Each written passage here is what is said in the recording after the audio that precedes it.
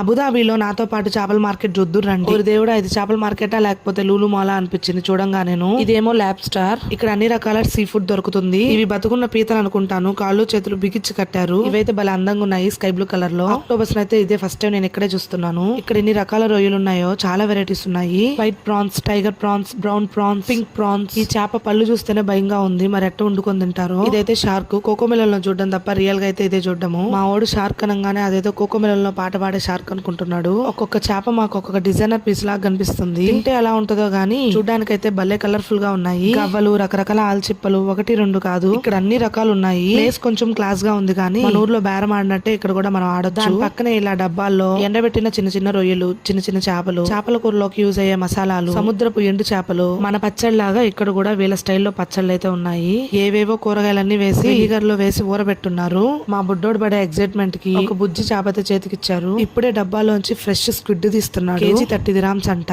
ఈ బుడ్డోళ్ళకి తలా ఒక్కొక్క చేప ఇచ్చేసారు. ఇంకా దొరికిన ఆనందంలో కండలు కరిగిచ్చేస్తున్నారు వీళ్ళ డాన్సులతో. లెఫ్ట్ సైడ్ లో క్లీనింగ్ సెక్షన్ ఉంటుంది. మెన్ కి ఉమెన్ కి సెపరేట్ గా ఉంటది. ఒక్కొక్క చేపని బట్టి క్లీనింగ్ కి ప్రైస్ అనేది చార్జ్ చేస్తారు. సో ఈ వీడియో మీకు ఎలా అనిపించిందో నాకు కామెంట్ చేసేయండి. Do subscribe for more videos. Bye.